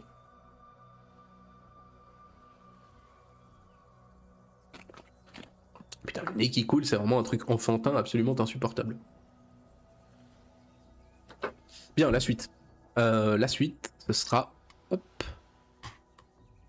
L'hépatite. Avant-dernier, hein, l'hépatite. L'hépatite, comme son nom l'indique, c'est l'inflammation du foie, du coup ça peut dire beaucoup de choses. La plupart sont asymptomatiques. Il y en a, je crois, au moins 5 types, plusieurs genres, donc j'ai choisi de me concentrer déjà sur l'hépatite virale et pas l'hépatite alcoolique. Et en plus, les hépatites infectieuses sont regroupées, mais tout est différent entre les virus et leurs effets. C'est pas comme certaines autres maladies que j'ai divisées. Ici, ce ne sont carrément pas les mêmes choses dont on parle. On n'est même pas sûr que la liste soit définitive entre hépatite A, B, C, que sais-je. Et donc j'ai choisi celle que je crois être la plus répandue, l'hépatite B, sinon on en avait pour des heures à tout détailler. Alors notre petite hépatite B est due, vous l'aurez deviné, au VHB que vous voyez là, le virus de l'hépatite B. Ne pas confondre avec le GHB, encore que avec le GHB puisse venir le VHB. Alors virus spécifiquement humain, mais qui peut aussi infecter certains primates, mais on s'en fout, c'est des singes. Notre sympathique virus se transmet par le sang et tous les fluides. En plus de ça, se divise en plusieurs souches, comme si c'était pas déjà assez chiant. Et donc, s'il faut retenir, transmission par transfusion sanguine, transmission par matériel mal stérilisé, par toxicomanie, par contact sexuel. On est sur quelque chose d'assez proche du virus du sida. Sauf que c'est un virus extrêmement contagieux, 100 fois plus que le VIH, et ultra résistant. Alors, comme tous les virus, le processus d'évolution est connu, mais ça reste difficile à établir avec précision. Avant de toucher l'humain, on sait que c'est une merde qui existe depuis des centaines de millions d'années. De mémoire, j'exagère même pas. Alors, pas sous cette forme, bien sûr, il ne s'agit pas de dire que les dinosaures surfilaient l'hépatite B en baisant, c'est pas le sujet. Et le dernier ancêtre commun à tous les variants connus date d'à peu près 15 000 ans, sans qu'on sache si le virus était déjà présent chez l'homme avant de se scinder en branches amérindiennes et eurasiennes, et que chacun connaisse sa petite histoire. Et depuis 2000 ans, on a en gros chez nous les souches qu'on connaît actuellement, que vous voyez sur la carte, mais c'est un bordel sans nom. Alors médicalement, la jaunisse, les épidémies dictères, si l'on parle proprement, le jaunissement de la peau, typique de la maladie du foie, eh bien ces épidémies sont connues des Grecs, mais sans certitude sur la maladie qui est décrite par leurs soins. La jaunisse est donc connue, mais son aspect épidémique n'est pas relevé avant la fin du XVIIIe, et la pathologie n'est finalement pas décrite avant le milieu du XIXe. En fait, on n'y connaît pas grand-chose et on relève simplement les morts. Le problème, c'est l'intervalle d'au moins plusieurs semaines entre l'exposition à l'agent causal et la déclaration des symptômes. On ne commence à penser son caractère viral qu'après la Première Guerre mondiale, et malgré des travaux précédents, et ben finalement on ne progresse que lentement, et ça n'est qu'en 1970 que l'on aperçoit au microscope le virus de l'hépatite B. Quelques années après, en 77, le virus de l'hépatite A, mais peu importe. Le traitement va avoir pour but de prévenir l'évolution mortelle, alors à base de cocktails fluo pendant des mois, voire une transplantation si nécessaire. En complément, en amont, depuis 1985, ce qui est quand même assez tardif, on a un vaccin efficace. Mais alors, ça fait quoi l'hépatite B ?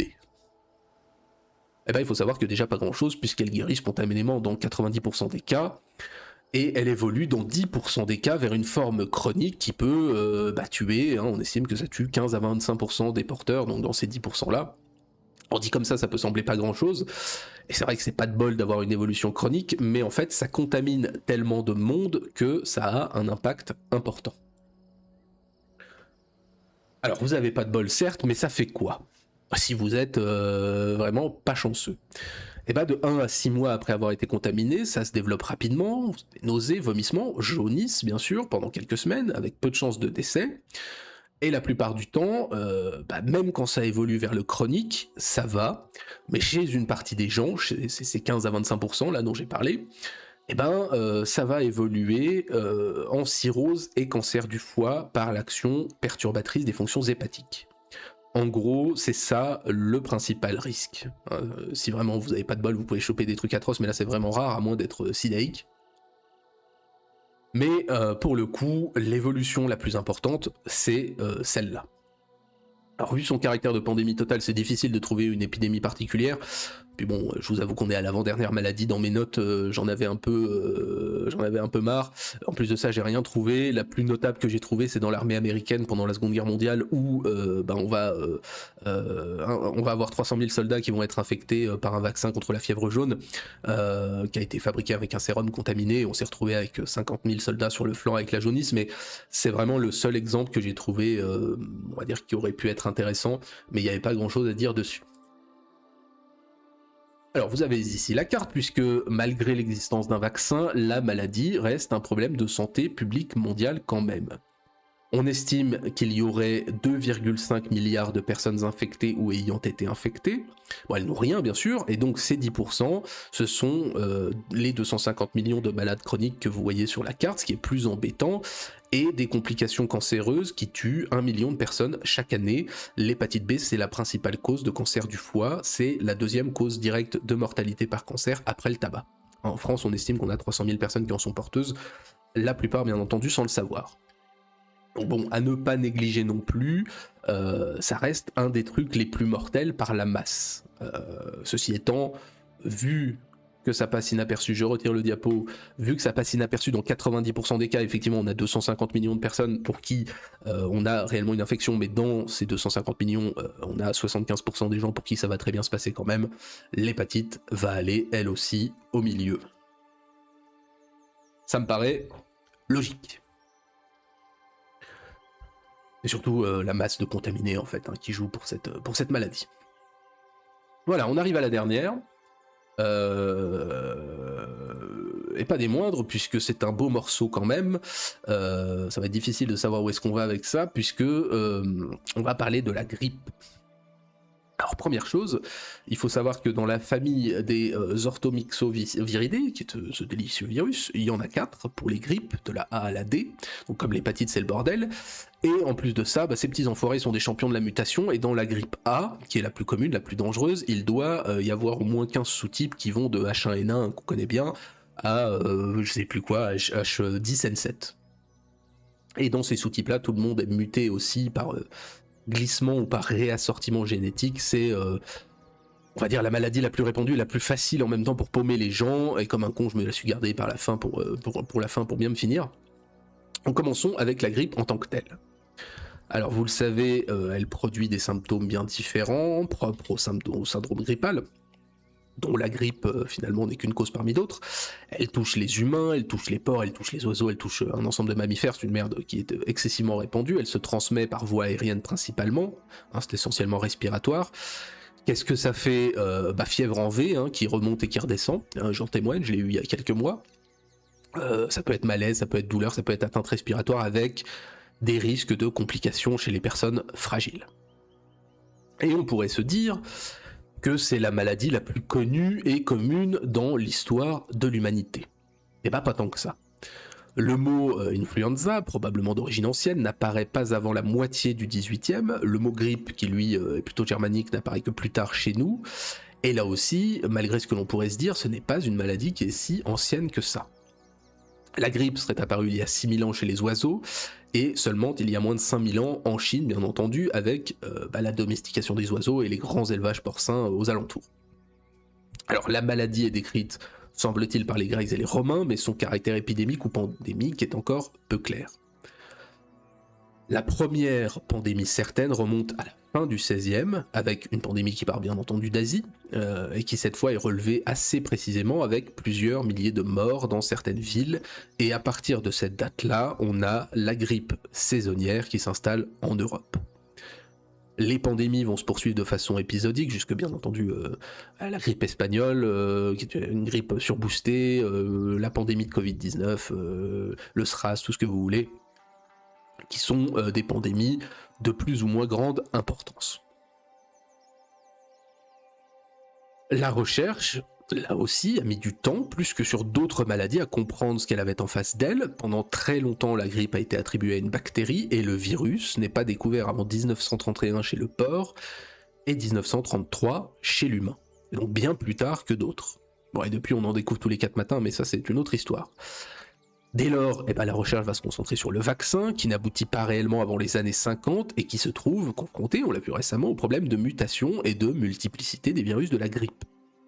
Bon, encore une fois, on a dit juste avant ce que ça faisait, un rhume exacerbé, ça dépend du virus que vous prenez dans la gueule, et puis bon, il y a vraiment que chez les plus de 65 ans qu'il faut faire gaffe, et les petits-enfants.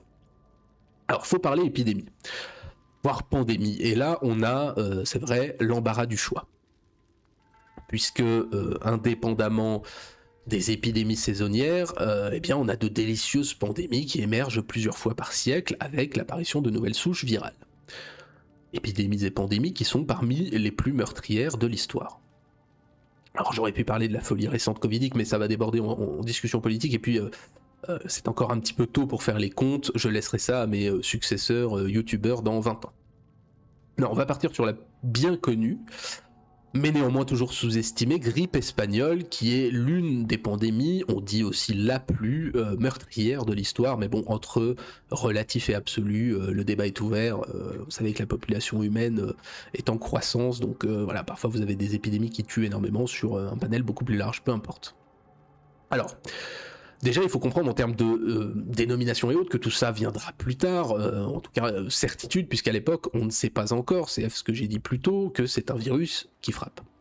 En l'occurrence, notre responsable, c'est le H1N1, virus qui sera supplanté par la suite par le H2N2, quelle histoire avant de réapparaître pour circuler en même temps que le nouveau H3N2. Pour la première fois, on avait 2 virus de la grippe A qui circulaient en même temps, on s'éclate comme des malades.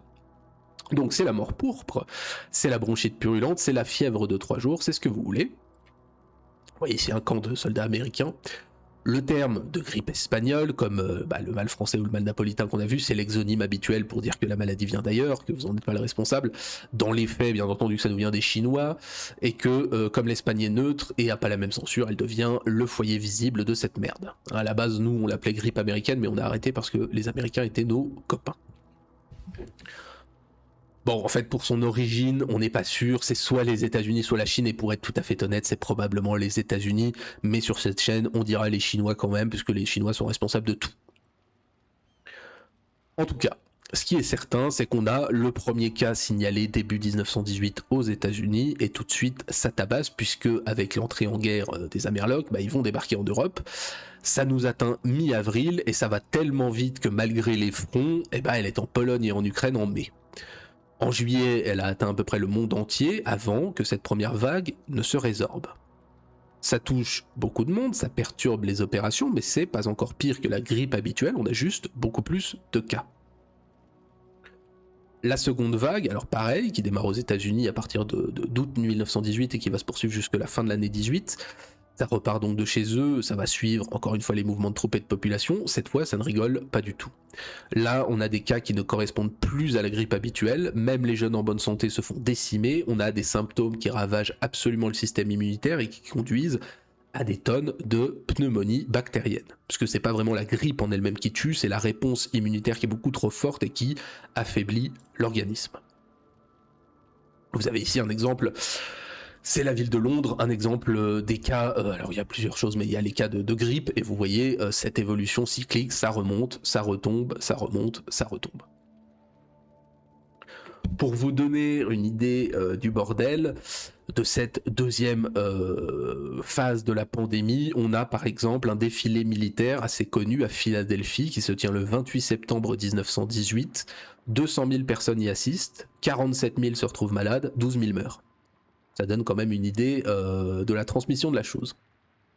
Et puis en 1919 vient la troisième vague. Ça repart de plus belle jusqu'au moins la fin de l'année, le monde entier encore, mais de façon cette fois moins grave avec une large partie des gens qui ont acquis une certaine immunité.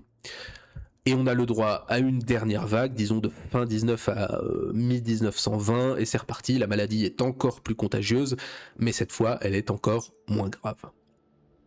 Elle disparaît comme elle est arrivée à ce moment-là, on considère que la pandémie est terminée et c'est le retour de l'habituelle grippe saisonnière jusqu'à la prochaine pandémie. Alors bien sûr, sa gravité est liée à une situation contextuelle, les immenses mouvements de troupes qui accélèrent la diffusion et les mutations, le fait bien entendu qu'on envoie les soldats les plus malades à l'arrière puisqu'ils ne peuvent plus tenir la ligne, ce qui est l'inverse de ce qui se passe dans une société civile normale où vous restez malade chez vous, là on envoie les mecs les plus malades transmettre la maladie à d'autres. Les populations et les soldats bien sûr aux défenses immunitaires affaiblies par la dénutrition, par le stress, par ce que vous voulez, les gouvernements en plus de ça qui sont tenus au secret de l'information et qui ont donc dû taire la chose, le fait qu'on ne connaisse pas du tout le virus qui est à l'origine, le fait qu'on ait en ces années-là un climat anormalement froid, on a des médicaments qui sont pas au point, bref, tout ce qu'il faut pour une hécatombe, et hécatombe il y eut, puisqu'on estime, les chiffres sont ce qu'ils sont, on estime qu'un tiers de la population mondiale, en gros 500 millions de personnes, ont été touchées, et les estimations de décès que j'ai lues varient très fortement de 17 à 100 millions de morts. Je ne vais pas développer pays par pays, c'est très variable, mais il y a des coins, à la limite vous pouvez trouver ça si ça vous intéresse, qui ont été littéralement ravagés. Et surtout qu'en plus, ça a eu la particularité de toucher les jeunes adultes dans un monde où, vous vous en doutez, notamment en Europe, leur nombre venait déjà de diminuer grandement. Et finalement, si elle a eu des effets énormes, elle n'a pas été oubliée, mais elle est passée après la fin de la guerre dans des sociétés où le bilan était déjà lourd, dans des sociétés accoutumées aux épidémies importantes, alors qu'elle a fait sans doute, même sans aucun doute, plus de morts que le conflit en lui-même. Alors aujourd'hui, la grippe, on va dire au moins saisonnière, c'est banalisé. Encore une fois, ceux qui l'ont eu, moi j'ai eu la chance de l'avoir en début d'année, savent que ça tabasse la gueule. Mais bon, dans nos pays, à moins d'être vieux, enfant ou définitivement pourri, ça passe. Elle touche quasiment 10% de la population mondiale chaque année. Hein, la grippe saisonnière, elle fait quand même à peu près encore 400 000 décès par an, 10 000 morts par an en France. C'est la deuxième maladie infectieuse de ce point de vue dans notre pays après la pneumonie. Et fatalement, ça a un coût social et sanitaire important. Mais surtout, au-delà des pandémies qu'on ne connaît pas, qui sont trop anciennes, il y a celles que l'on connaît et qui reviennent plusieurs fois par siècle. Et rien qu'au XXe, les pandémies de grippe, c'est au bas mot, vraiment au bas mot, 25 millions de morts, au plus de 100 millions, et tout ça sans compter la grippe saisonnière annuelle. Donc je pense, je vais enlever le diaporama, je pense que c'est beaucoup trop sous-estimé, en tout cas peut-être que je me trompe, mais je crois que ça l'est, considérant le nombre de souches et les mutations constantes.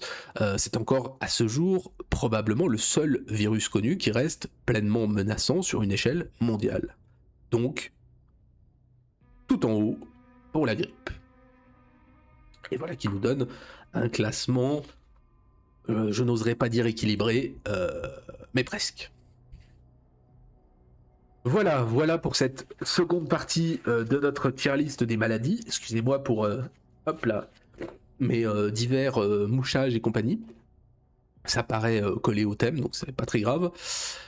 Voilà, on a classé ces magnifiques maladies et pandémies, on a abordé certains points, j'espère que vous aurez appris des choses, c'est le plus important.